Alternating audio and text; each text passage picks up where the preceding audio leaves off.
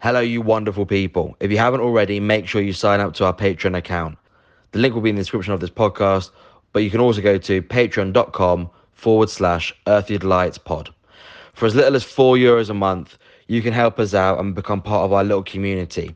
You'll get early access to all of the pods, and you'll also get a monthly newsletter from myself and Jim. So basically 2 monthly newsletters where we'll talk about stuff that's going on in our own personal lives and what we've been thinking about/inspired about. We also are asking you guys to get involved with the podcast. So you can send in questions for our upcoming guests, or you can suggest to us people or topics who you would like us to interview and explore further. We love you. We hope that you love us. And hopefully, just by giving us as little as €4 a month, that's basically, it's not even a pint in London, that you can help us become an even better podcast. Thank you all.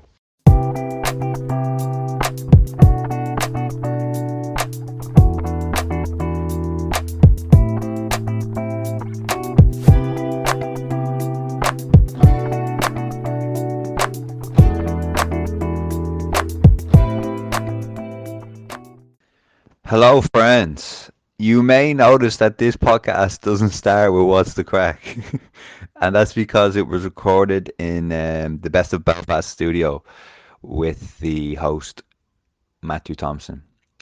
And so it was kind of a mix of the Earthly Delights and the Best of Belfast podcast. But I think you guys will love it. It was there, yeah. We covered a lot. It was really beneficial for me, and I really think it's going to be really beneficial for a lot of you.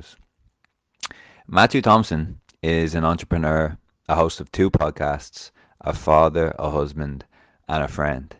You might remember our interview last year with Dr. Steve Ilardi, who is the author of the mega famous book, The Depression Cure, the 6-step program to beat depression without drugs. Well, Dr. Steve linked myself and Matt together, and since then I've learned so much from him. This is a long conversation, but I truly believe there's so much in it. In this podcast, we cover dopamine. Matt has recently interviewed the dopamine expert, Dr. Anna Lembke. We cover what is in our control and what is not, and how delineating this is huge for our mental health. We discuss nonviolent communication. We also talk about the need for compassion and confrontation in our relationships, and the lifelong work of learning the different combinations of the two we need for the situations we find ourselves in. And yes, we allude to the recent Will Smith-Chris Rock incident. Matt also emphasizes the importance of creating a program for ourselves to help our mental health and committing to the program as much as we can.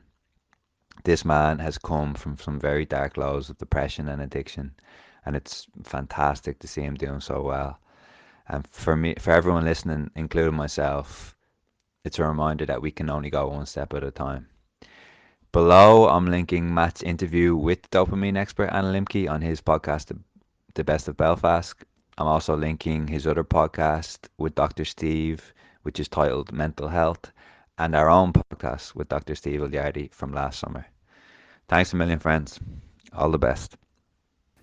All right, obviously. So basically, for the last 20 days and for the next 20 days, I'm doing this thing where I can't eat. We're not eating fats until 12. Okay.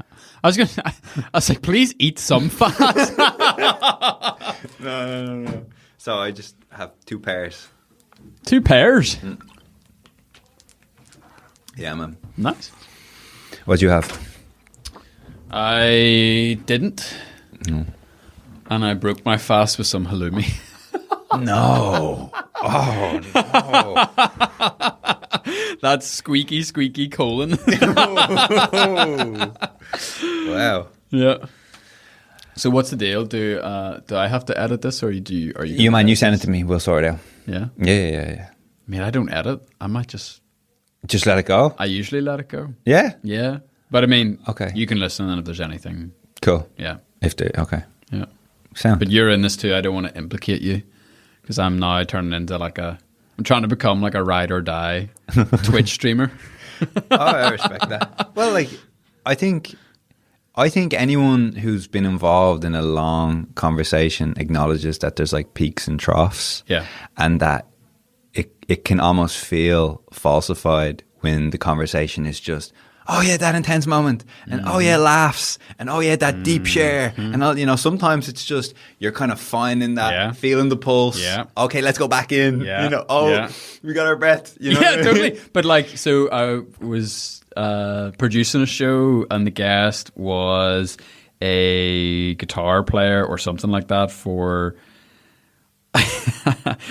Riverdance. Okay. And he toured with Riverdance for years. Right. And so his job, in his own words, was to come on stage in between the dancing to bring the mood down.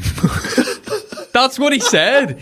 He said they would come on and they would play really like dirge style music, like funeral somber tones, just so that when the dancers came back on, you could hype the place up. That's genius. That's genius. And that is exactly what you've just described with conversations. But and you feel it when you're doing, like, I got it a 2-hour one this morning, and you feel you're in that lull. Yeah. And you just let it ride out for a while, and then you go, okay, anyway, so this thing here, like, you gotta tell me about this, and then boom, you're straight on it, and then it comes down again, the guitar comes out, you play the dirge a little bit, and then Riverdance just pops back in. Exactly. And it's like trust, right? Because I think maybe if it's recording and it's with a guest that you really respect, and you're going, oh no, here's a few minutes and it hasn't really been like fucking 9 out of 10 just whacking it out. Then you're going, oh Jesus. But if you can just trust that this is how it goes, man. Yeah. Do you know what used to really annoy me about Tim Ferriss? I don't think he's done it for a while, but like he always used to say in his intros, oh, and you know, it just stay with it. It takes James a couple of minutes to warm up here, but he gets there in the end. I'm like, how rude. That's what he says. And it was like something, like, it may as well have been someone like Quentin Tarantino, and you're like, you can't say that about Quentin. You're not in a position to say that. Do you know what I mean? It's like, my goodness. But it does, like what he said is true. Yeah. But I think it was more so like the anxiety around that. Yeah. Where, and I get it, but it depends what show you have. If you have a tight NPR style show where you're interviewing Morgan Freeman for 3 minutes versus 3 hours, you know, you gotta hype and cut and mix, and that's fair. So yeah, I'm not going to be too critical because it does depend on what you're trying to achieve. Yeah. If it is something like this, where it's more of like a human interest, long wind, then I think part of the joy is because, you know, people are cutting their grass, they're on the bus. They're on the bus. They're filling their newly built raised beds with horse manure. You know, if it's just intense all the time, it's like listening to, like, do you ever be listening to like really hype music, say like Kendrick or Kanye, who we were just talking about, for 2 hours, and then you just take your headphones out, you're like, I need to stop. Yeah, man. I need a break from this. Totally. Whereas if it's like that real kind of easygoing, slow, 3-hour meandering conversation, you could be in that all day. Facts. You know? It's nice. Agreed, man. I think this is actually a nice segue into one like aspect that I did want to discuss with you about dopamine, right? So I think that there's a guy I like, and he calls it the race to the bottom of the brainstem. Oof. Right? And I think if you're in long form conversation like we are, that's fair enough. You don't need to worry about that too much. But do you? Because do you need to get a 30-second video clip, or do you need a 30-second audio, or do you need some like alluring photograph, or, you know, some or alluring title? Like me and Seb always gives out shit to me about the titles for for the podcast, because he goes like, "Nah, man, it's too long. It's too long," as if people can't read like a 7 words. You know, it needs to be 4 words. Yeah. And obviously, recently you interviewed Mrs. Dopamine. The Wizard of Oz herself. Yeah, man. And I'd love for you to kind of maybe give the listeners idea of like why you first came across like learning about dopamine, because, and then we take it from there. Yeah. Okay. So I'll say one thing to you first. Okay. We talked about Tim Ferriss. Yeah. Let's talk about Joe Rogan for a second. Because the complete truthful answer is I first heard about Anna Lembke because I listened to her on Joe Rogan. Okay. If you look at Joe Rogan's podcast dynamic, What's the title? Joe Rogan Experience. What's the title of the episodes? Oh, it's just the person's name. Literally just the person's name. And have you read a bio recently? Like, you know, in the Spotify description, it's basically like, James is from Dublin. That's it. You know what I mean? If it was Quentin Tarantino, it would be like, Quentin Tarantino makes movies. Yeah, it would, yeah. And that's it. So he has stripped all that away. And I find that really interesting. And you look at his thumbnails on his videos, what are they? It's literally a random... It's probably what YouTube auto-generated. Or, you know, it's nothing exciting. It's just him and the person. There's no big PewDiePie style, like big thumbnail with like a shocked face and, you know, the Mr. Beast style colors and all that sort of stuff. Or capitals, like, you're not going to believe this. Exactly. Yeah. And, you know, I'm picking on Tim. I love Tim. I'm only podcasting today because of Tim. So, you know, gotta pay the Shout out respect to to Tim. Big Brother. His titles are more like James on dopamine extremeness. Yeah. You know, there's a real, like, Mark Zuckerberg on, like, the future of the metaverse and how it's going to change everything versus Mark Zuckerberg. Yeah, I saw one as well where it's like, why insert name has changed his opinion on saunas, you know? And if you have any inclination, you're like, geez, I have to click it now, don't I? Yeah. But do you think that Tim has a responsibility to say, actually, I know about dopamine and I know exactly what I'm doing with this stuff, and it's not fair? It's kind of like, you know, do you use the dark arts for good? That's really what this is what this is about. Yeah. And we talk about this all the time. Where is it ethical to use unethical means to achieve an ethical end?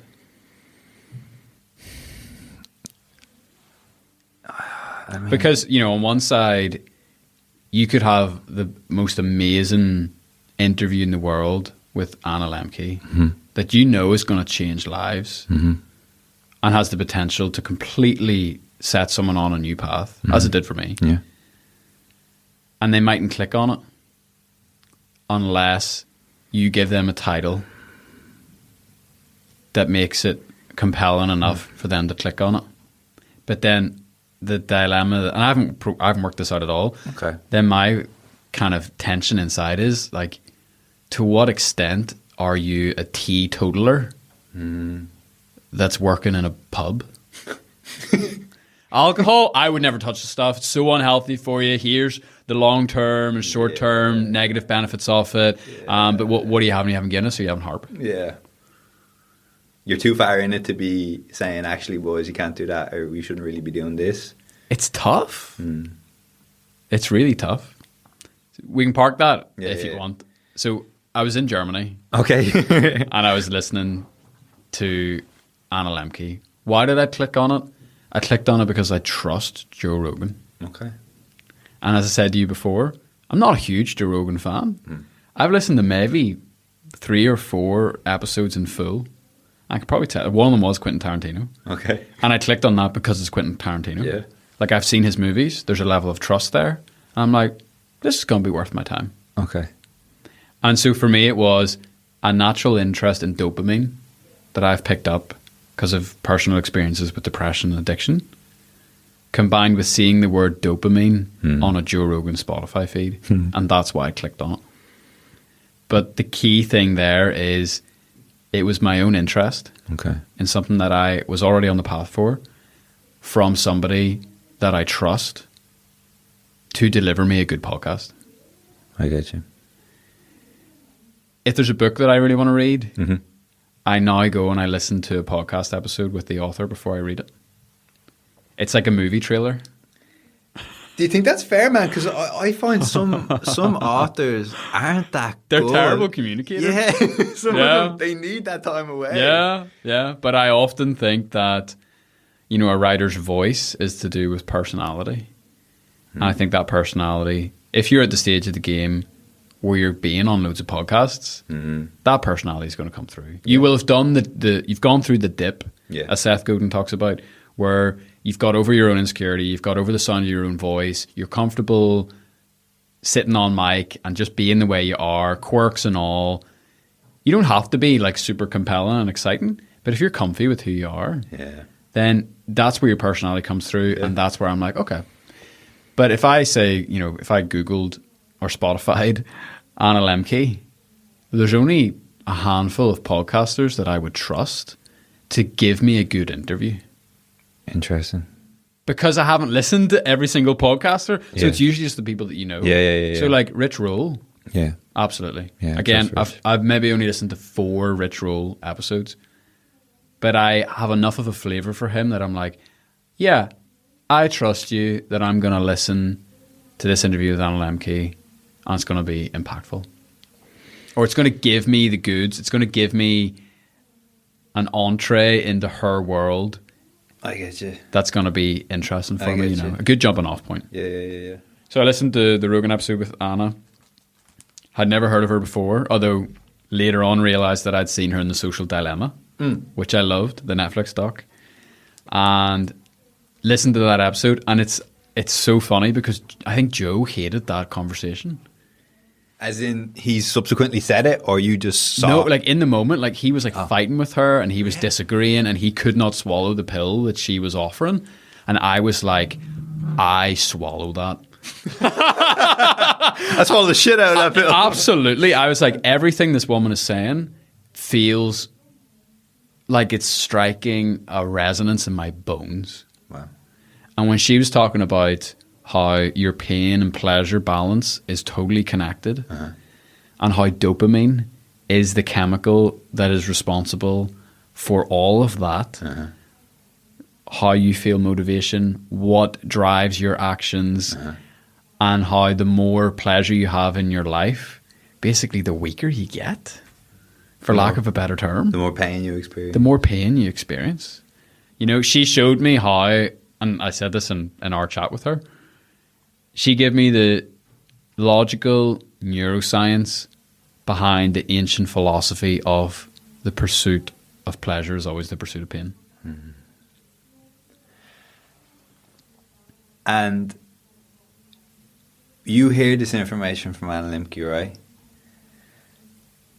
And you take mental health very seriously. Like, I don't know if I told you this, right? I think you are the person that I consider the most knowledgeable in and around mental health that doesn't have a doctorate beside their name. That sounds dangerous. But you soon will have a doctorate beside your name. Yeah. But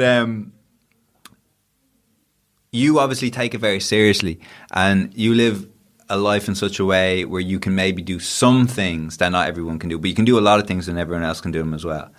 But when you hear, and I want to expand a little bit on the pleasure pain principle, just so like people are getting this right clearly in their head. But when you hear that, what do you then change about your life? Like, right, this is a profound insight. This is profound information that could really benefit my life. How do we see it on the day-to-day? How do I see me actually using my knowledge around the dopamine system on the day-to-day? The shortest way to get here, I think, is, you ever heard the quote, if you aim at nothing, you'll hit it every single time? Or it would, I heard George Harrison says, if you don't know where you're going, anywhere will take you there. Yeah. So, you know, I think like most of us live our lives with no aim. On the day-to-day. Yeah. Yeah. And I mean that in every sense of the word. Like, we just float through life because life's hard and you need space and time and courage to not float. And if you take your foot off the pedal even for a second, you wake up 3 months later and you floated. Yeah. Do you know what I mean? Like, it's the classic, like, you have to swim against the current. And the second you stop, you just get swept back. I don't know why that is, but that's just a universal reality. So I live my life with what some people would call a rule of life. You ever heard that phrase before? A rule of life? Yeah. No. Okay, so back in, say, ancient Greek Roman times. Okay. Do you know what a ruler is? A ruler? Yeah. Like someone who commands a land? The other version of that you would have had in school. I don't think no. like a 30 centimeter long. The ruler. Sorry, man. I thought you were talking about. I didn't set you up too good. My there. bad. My bad. So the word ruler, Yeah. in that sense, Yeah. Sorry. comes from a little stick that they would cut that was straight to help grapes grow on a straight line. Okay. Grow up the ruler like a sunflower stick. Yeah. You know, a little bamboo cane that, you know, your granny grows sunflowers around. Yeah. So that was a rule. And that helped the grapes get off the ground, get more sun, get away from the pests, get away from drowning, get away from all sorts of stuff, elevate themselves, grow and thrive and whatever. So that was called a rule. And monks around that time saw that and they developed a thing called a rule of life. And a rule of life is a set of practices All right. that help you get yourself out of the dirt, get more sun, set yourself up in a place I like that. that gives you the best possible chance to flourish, if I can use flowery language like that. I like that. And so a rule of life is just a fancy way of saying it's living life on purpose. It's living life with a set of intentionalities across everything. You know, what you eat, the habits you have, how you spend your time, the way you invest, relationships, what type of work you're involved in. And it can start super small. Another way to think about it is we talk a lot in the mental health business I'm involved in of developing a mental health treatment plan, a personalized plan for you to give yourself the best chance of overcoming wherever you find yourself on the mental health spectrum. Okay. So depression is something that I've been walking with for, say, 15 years, from a very, very young age, around the age of 11.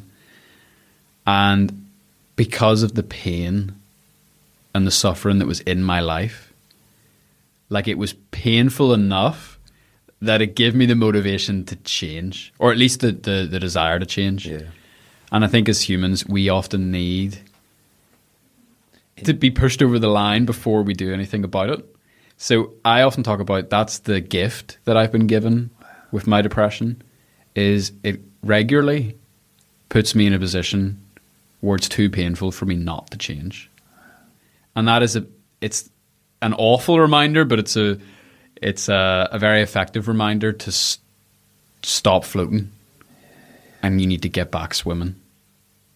So that's the gift of my curse, if that makes sense. Man, it's so funny you mentioned this, man. This is really strange. How we know each other through Dr. Steve. Shout out to Dr. Steve. Represent. When we interviewed Dr. Steve last summer, I had just come off this interview with a guy called Charles Eisenstein, and he talks about how depression is actually, in many cases, a sign of health. Damn.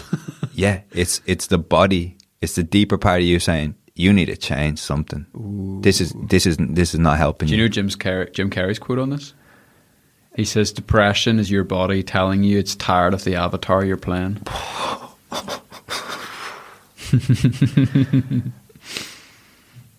Yeah, man. But that kind of stuff you don't hear very often, though. No. Around mental health. Yeah. Because it's tough, right? Yeah. You can talk about getting up early in the morning and the cold shower, but it's a lot harder to go, wow, maybe it is this. Yeah. Maybe there's a deeper part of me that just wants to live in more coherence. Yeah. And then, so I agree with everything you've said. And then it could also be you just have crazy information on your brain. Yeah. You know? And it's complicated because you can't take a depression test and it'll tell you, you have type 4 depression. Yeah. And it's intertwined and it's intermingled, and the brain and the body are just this amazing spider web that, you tweak one little bit of it and the whole thing starts vibrating.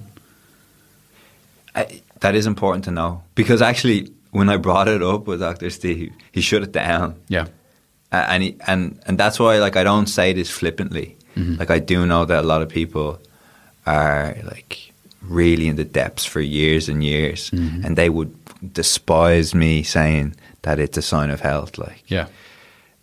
but I say it just from my experience and from a lot of other people that I have discussed this with intensely, and they have said a lot of what we're saying. And of course, I can't speak for anything. I really don't want to do broad strokes, but you do wonder how much of the percentage of people that are really, really suffering for as a result of almost how society is encouraging them to take part. I mean, you're dancing around it. Like, basically what you're saying is, like, how far are we complicit in creating the circumstances that we're complaining about? Yeah. Like, how much of it is our fault? Yeah. Or another way to say that is, how much of that is inside our control? Yeah. And when you start to really be honest about that, it's very, very tough. Yeah. Because especially if you're depressed, you're dealing with chronic levels of shame. Yeah. You're dealing with horrendous voices in your head. You're dealing with the depths of yourself. Yeah, man. And so you don't need any of that guilt in that moment. But if you can step away from that and take a big picture view and take a non-biased view or a non-emotional view and get real stoic about it and just get a piece of paper and be like, what are the things that I'm doing that are destroying my rule, that are making that stick wonky so that I'm not getting enough sunlight, you know, so that I'm closer to the ground, or I'm more vulnerable for when the foxes come around. I don't know if foxes eat grapes. They probably don't. Do they even have foxes in Rome? I don't know. Which is great. When the badgers come around. I'd imagine that they do. So, you know, when I talk about like a rule of life or a mental health treatment plan, you know, it's a written document that I have, that I've been building since I was 11, and that I am constantly, insatiably curious about tweaking and adding and changing and removing. And so it'll include things like, what does your schedule look like? What does the infamous morning routine look like? Yeah. Everything. Yeah. What meals do you eat? Yeah. Like, what do you do whenever you start to go into a depressive episode? Yeah.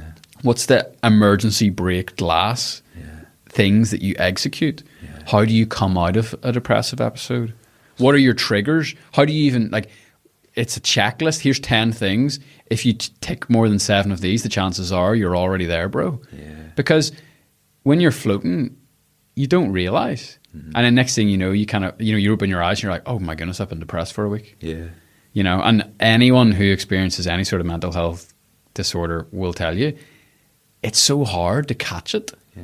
Because you usually only catch it whenever it's too late or whenever the real pain starts coming. Do you know what I mean? Yeah. So that treatment plan, that rule of life, is what I go out into the world every single day with in the back of my head. And from everyone I talk to, I'm like, is there something I could update on that? Yeah. And like a mad scientist, you're always experimenting with yourself, seeing what works, seeing what doesn't work, seeing this works for this season, this doesn't work for this season. All of a sudden you have a baby. How do you have to rewrite the whole thing, but that's fine, because it just helps you live on purpose. Yeah.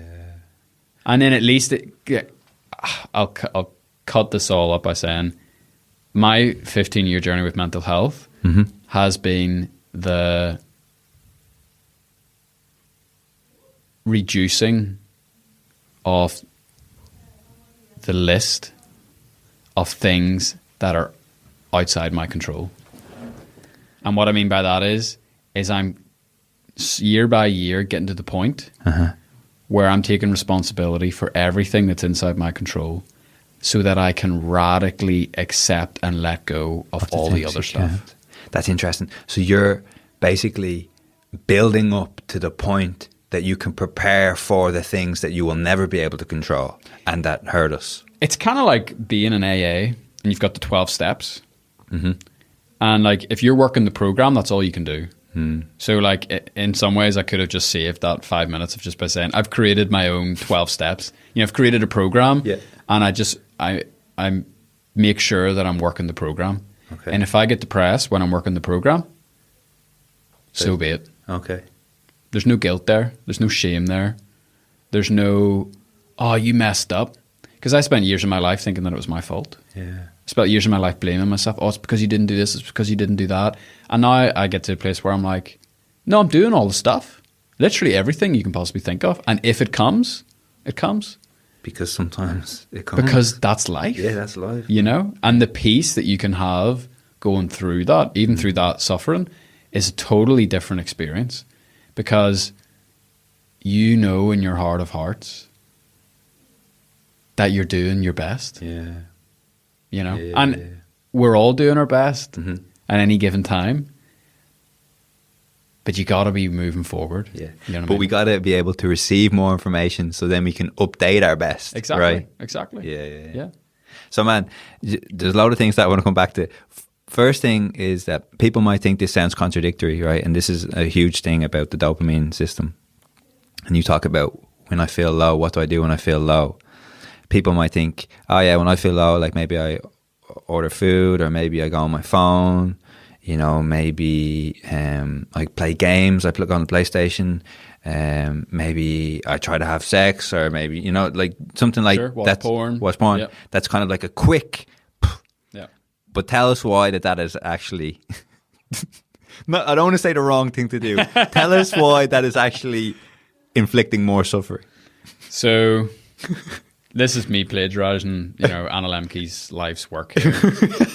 Anna Lembke's got a lovely metaphor that's so accessible. She talks about a seesaw. Yeah. And on one end of the seesaw, you have pleasure. Mm-hmm. And on the other side of the seesaw, you have pain. Mm-hmm. And whenever you do something pleasurable, let's just say 5 units of pleasure or 5 mils of dopamine. Those are completely nonsense units, but we'll go with it. Okay. You know, the scale will tip 5 units of dopamine to the pleasure side. And that feels amazing. So these numbers are a little bit sketchy, but let's say, you know, you've got a baseline dopamine level. Okay. I think if you eat chocolate, like your dopamine levels like double, say for 5 minutes. Okay. Or if you have sex, I think they like triple. Okay. For whatever, let's say half an hour. I think it's actually half an hour before and half an hour after, which is kind of fun. That's interesting. If you take cocaine, it's 10 times. Wow. If you take heroin, 40 times. Wow. So, you know, there's different levels of pleasure on the brain level. Okay. And your body is obsessed with this thing called homeostasis. So it loves balance. It seeks balance at all costs because balance is predictable and it knows what to do with balance. When things are out of balance, you know, if you think evolutionary, you're like, whoa, whoa, whoa, like something's happening, something out of the ordinary, something uncommon, and your body does not like uncommon.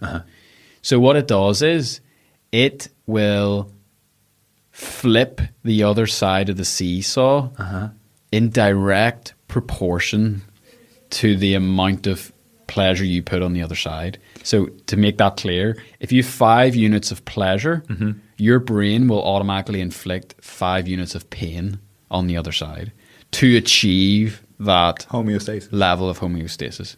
Again, to bring you down real quick. Because, you know, if you're out in evolutionary times and you're having like this euphoria, like you still got to like look out for wolves. You got to feed your family. You know, you can't just like get addicted to World of Warcraft and like not go and hunt anymore because you and your family will die. So it has to be fleeting because life doesn't stop and you have to be there all the time. That's an evolutionary theory. There's no proof to that, but it's a logical kind of outworking of it all. And sometimes what can happen is it will actually overcompensate. Okay. So the pain side of the seesaw will actually dip below, way below baseline. Okay. And James, first time I heard this, blew my mind, okay? All right.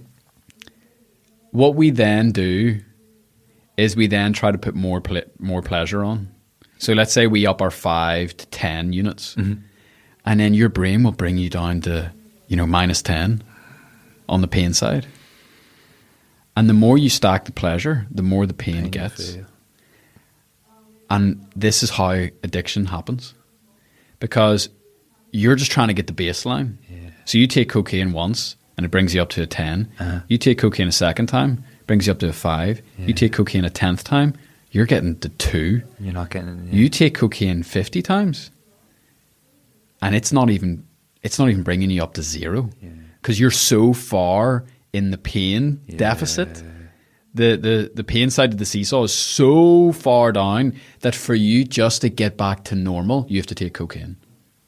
And that's what addiction is. Addiction is whenever you're taking something, whether that be a substance or behavior, just to make you feel your normal self again. And I've talked to cocaine addicts on the show who are like, I was taking cocaine just to get out of bed in the morning, because that's how far I was down the dopamine deficit.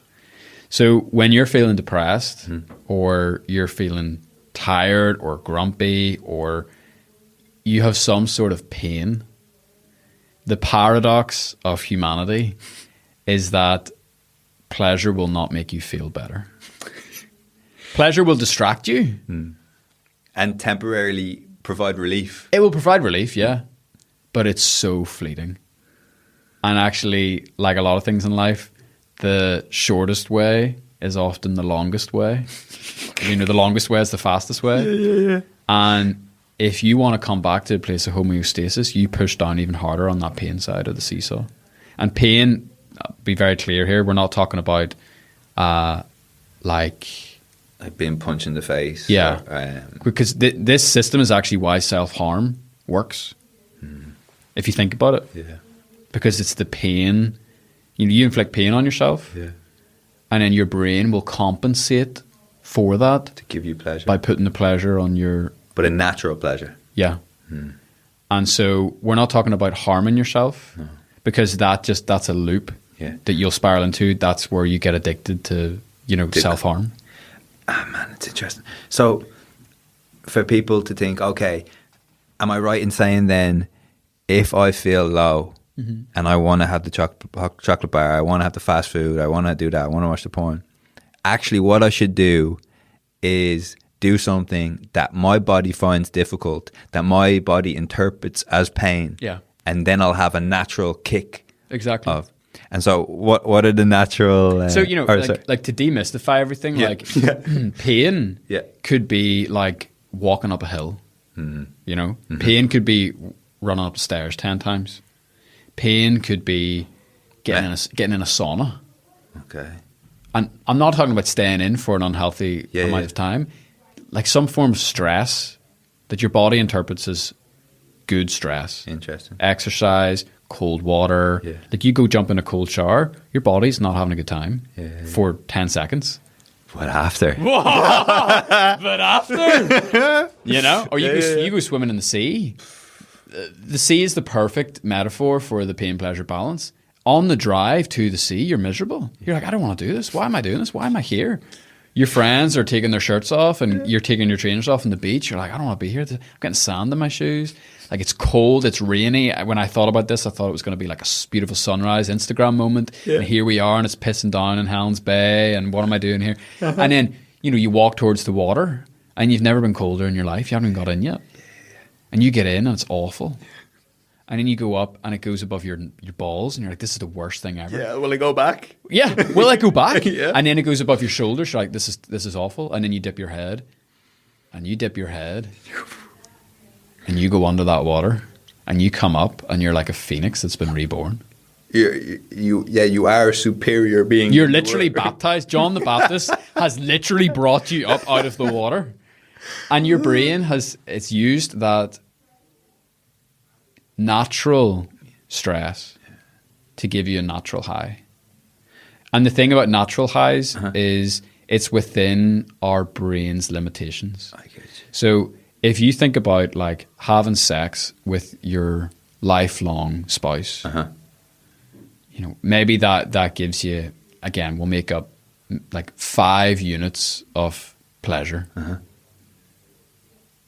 That's about as pleasurable as your brain is designed to get. Like throughout the thousands of years of human history, that's as high as you're supposed to go. You're not supposed to go any higher than holding your newborn daughter in your hands, like having an incredible meal with the people you care about, Singing together, coming out of a really intense swim in the sea, or it could also be terrible things like giving birth to a child, like the rush you get after that because of all the pain, breaking your nose. Remember, I broke my nose that time. I literally driving home that night felt great because of the natural high. The problem that we have today is that the drugs that we use, whether they're smartphones or porn or the food that we eat, they're artificially high. They're giving us an inflated sense of pleasure to the point where watching porn could give you more pleasure than having sex with your wife. Playing Fortnite is going to give you way, way, way more reward than sharing a meal with your family. And taking heroin, forget about it. There's no such thing as one person who takes heroin or one time. You know what they call it? Have you heard this? The one-time heroin users. So they call it chasing the dragon. Oh yeah, chasing the dragon, yeah. That is amazing because you're chasing that first high, because your high will never, ever be as high as that first use of heroin. Nothing else in your life. And just what comes to mind when you're talking about this, to go back to the idea of natural highs, this is why addiction, when it's coming to my head, this is why addiction, say over the last 100 years, 100 and maybe a few hundred years, has been a real big thing. But before that, it could only have been a little big thing because it's real hard to get addicted to connecting with your family, or it's real hard to working in the garden. In the garden is hard to, That. Oh, why did you get divorced and lose your job? Oh man, I just got really into growing vegetables. Yeah, I just got real addicted to, you know what I mean? And it's I think it's difficult if this, what you're saying, is kind of the first time that people are hearing this kind of rhetoric in and around the fact that pretty much everything we do now is giving us artificial highs, and that we don't even know that we're experiencing the artificial lows then. Yeah. And then if you bring it back and I'm just reflecting on it, the things that I'm starting to spend more time on, like you're talking about, the connecting, doing the simple things, going to the cold water, meditating. That's another thing that's difficult, right? It's painful. It's painful. It's really painful to sit for even 5 minutes. So hard. Yeah. But it can happen, but there's not that many people that are addicted to meditating because it's so hard. Yeah. You can have people who are trying to run away from things and they meditate all the time, but that's a different kettle of fish. We won't get into that. But I just think, do you remember, we were in the car, you dropped me home before Christmas, and you were going, "Oh man, do you know about dopamine?" I said no, and you said, "Oh man, let me tell you about dopamine." you said your life's never going to be the same, and it hasn't. Yeah. And man, sometimes I've cursed you. Yeah. Oh, do you know? King Solomon in Ecclesiastes in the Hebrew Bible, it says more wisdom is more suffering.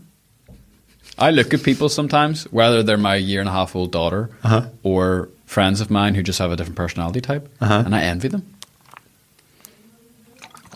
Because ignorance is bliss. There's no doubt about it. But if you have the type of brain that's curious and you have to know, then you have to go through it. You have to go through Pan's Labyrinth. Yeah. You have to open Pandora's box because you can't not. Yeah. You're not being true to yourself. Yeah, like Maslow, as in hierarchy of needs fella, he's got this great thing where he says, whatever you can be, you must be. Mm-hmm. God didn't give birds wings for them not to fly. That's quality. And how many of us are like birds hopping around Belfast instead of using the wings? Well, that's a good metaphor to come back to the depression. Yeah. How many of us have wings, but we can't really use them because it's risky, or I'll get judged, or I don't believe in myself, or I wanted to have and this, and this is important to know, and this is particularly on my mind a lot, is the price of rent and the price of housing is mental, and a lot of people our age are stuck between maybe potentially wanting to do something that they really care about, or something that will at least give them the possibility to use those wings, or give more respect to that curiosity.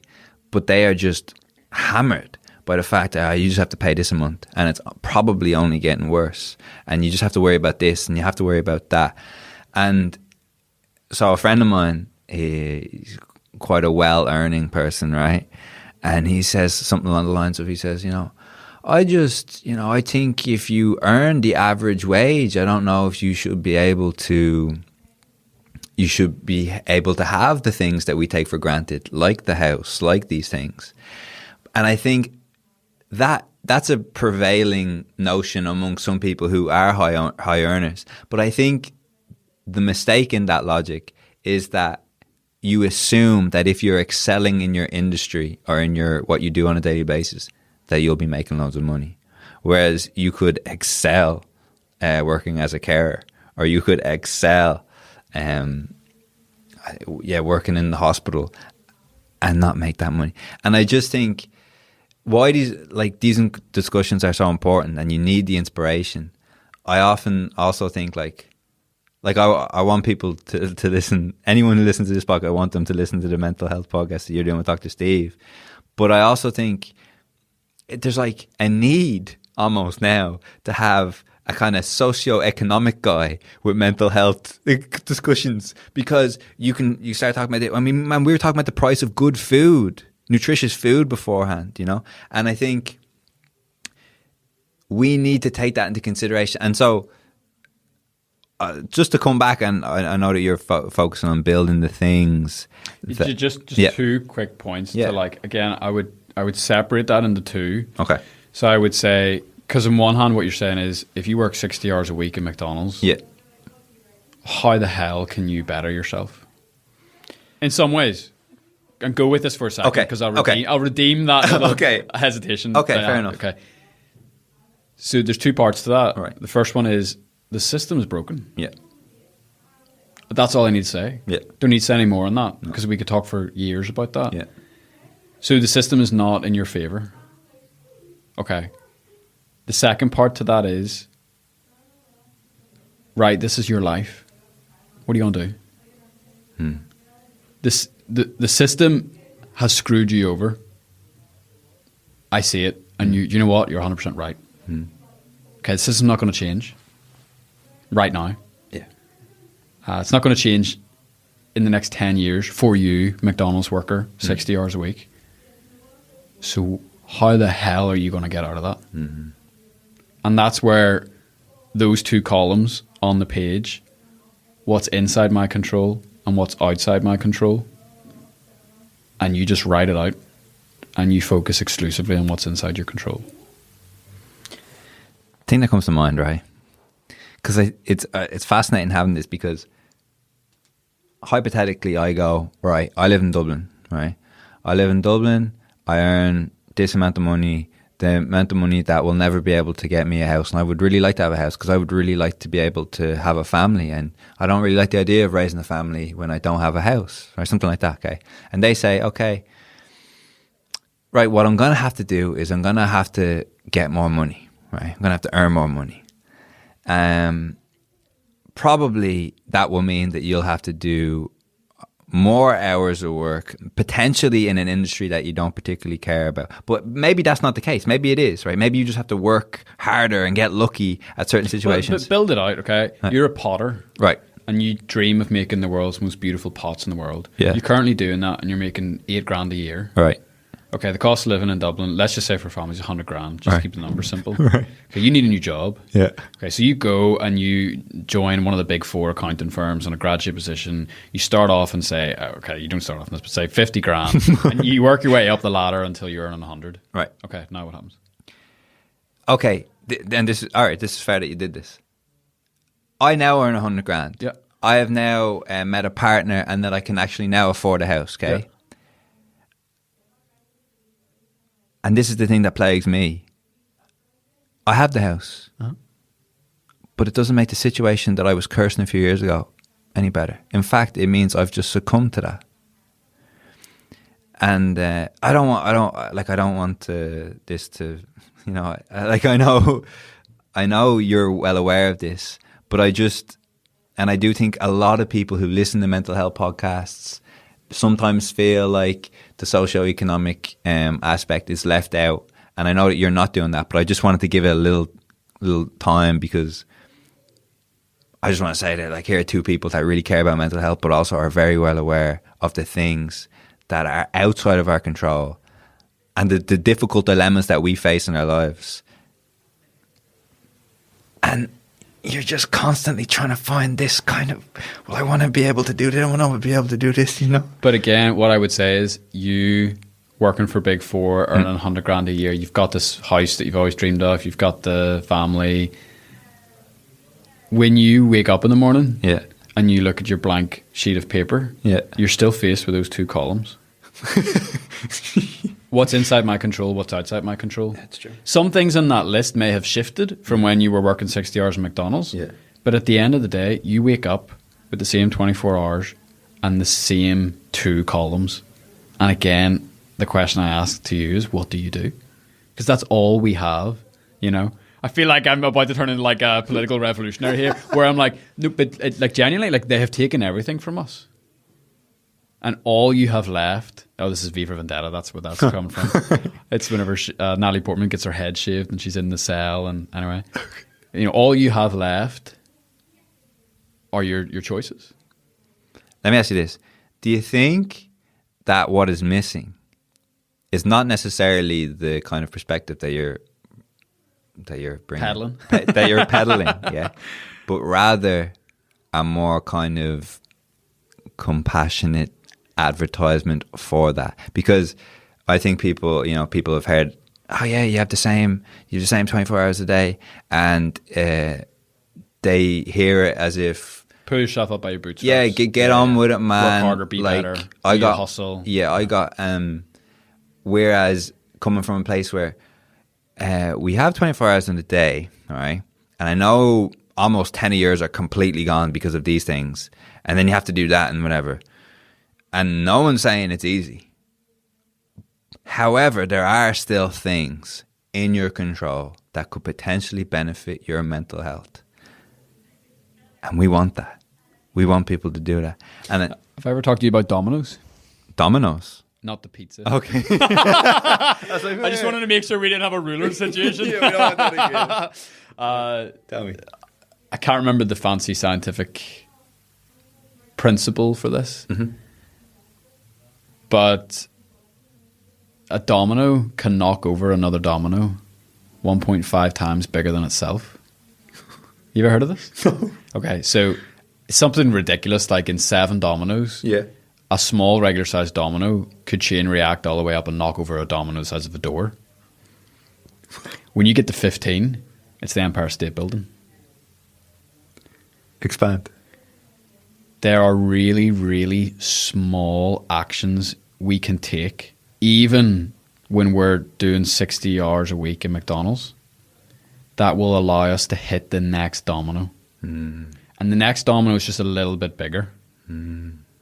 And then that domino will lead you to the next bigger domino, the next bigger domino, the next bigger domino, until you open your eyes 3 years later and you're like, whoa, my life has radically changed. Mm. But it was embarrassingly little steps. Mm. And I guess what I want to dedicate the next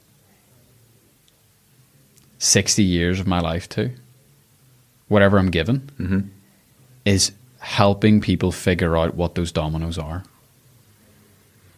First domino's the hardest domino. Yeah, for sure. Because the first domino is, I love The Matrix. Right. I really do. Right. The first domino is taking the pill and realizing that you're living in the Matrix. So it's like the first domino is you accepting. That's a wee bit too mystical. The first domino is deciding a new perspective to change. Yeah. Yeah. Because, and we all have experienced this in our own lives with ourselves and with people we care about. Until that one tiny little domino falls, nothing else works. Yeah. People have to get to a point where they're willing to flick that first domino over. Yeah. You cannot do it for them. No podcast will do it for them. No book they read will do it for them. It's literally something that only they can do. So what we do with the mental health podcast and with a lot of the other things that I put my hand to the plow is what are those dominoes and how do we knock them down? I respect that, man. Honestly, you're doing good work. Random question that's just popped into my head that I think is interesting. This is the change of pace in the conversation. That we were talking about This before. is about to be high energy. I feel it. But this is what your job is as the interviewer. You're like, you know what, we've had enough of that. Let's go and do this bit. So you said not too long ago that you viewed, and tell me if I'm getting it wrong, but that you viewed your depression from an early age as your gift or your means in which you could become closer to yourself. Something like this, right? Yeah. Was that it? At what point did you reach that perspective? Because I think you say this now, right? There may be people listening going, oh, I fucking hate when people say that. I hate when people say that this is the best thing. I'm miserable. I'm sick of this. At what, like, do you remember the time where you felt actually, and I have a feeling we're going to talk about this perspective shift that you're talking about with the domino. When was that for you? Like, what helped you go, actually, I'm going to change how I look at this difficulty in my childhood, these relationships, my perspective, my addiction. I'm going to change how I looked at it because actually that's much more beneficial for me. I mean, the honest answer is yesterday. Yesterday? Fuck off, yesterday? But what I mean by that is, like, it's never in the moment. I get you. It's never when you're suffering. Because what a ridiculous thing to think. And that's why, like, there is that aggressive reaction you're talking about where someone's depressed and they're like, forget this guy. Yeah. Like, who the hell does he think he is? He didn't have it that bad then. He didn't have it that bad. He didn't know what it's like. When he says he was suicidal, he mustn't have really been suicidal. Because if he was feeling how I was feeling right now, he would know that there is literally no speck of colour on the RGB scale in my life. You know? Like, not even that. It's not even like the absence of colour. It's like a negative version of that. Yeah, man. It's like, picture black and white and then suck all the colour out of it. What does that mean? I've no idea, but that's what it feels like. Do you know what I mean? Yeah. Like, and when you're in that place, like, there's no way you can possibly think like that. But again, the passage of time, I hate to do this, but Matthew McConaughey, All right. you know, We love Matthew McConaughey.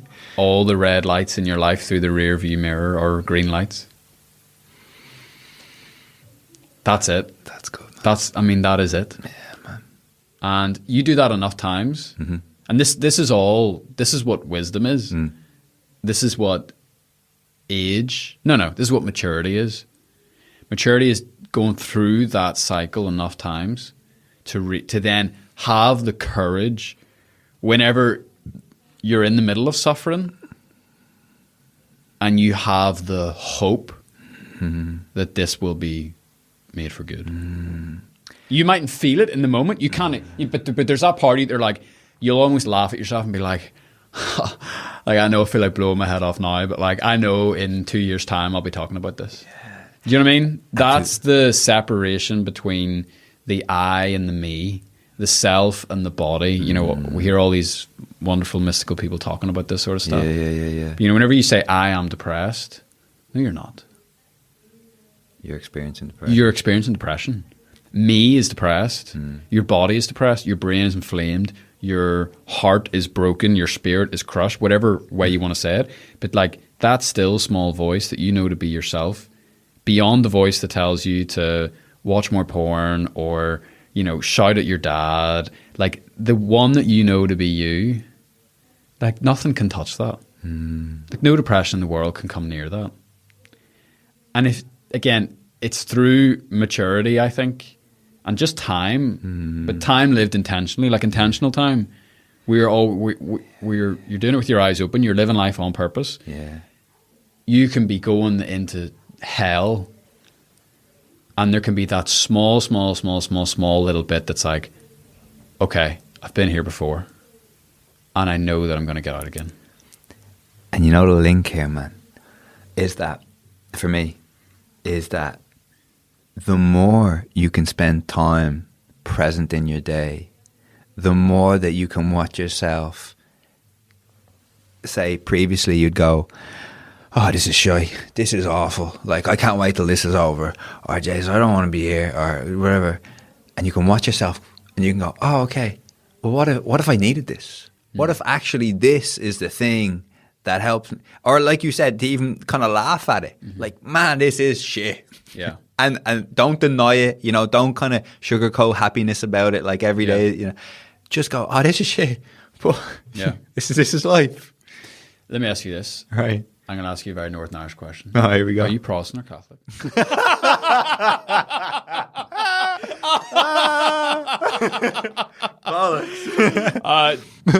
Did you go to Sunday school or anything like that when you were younger? No, man. Do you know Psalm 23? I don't know Psalm 23. Have you ever heard the words, the Lord is my shepherd? The Lord is my shepherd, yeah. Okay, that's Psalm 23. Okay. So that is a poem, effectively. I mean, it's a psalm, it's a song. Okay. And there's a line in that where it says, okay, so it talks about like, even when I go through the valley of the shadow of death. And I was thinking about this on the bus this morning, man. I could cry. This is good. That word when. Even when I go through the valley of the shadow of death. Not if, it's when. And that's life.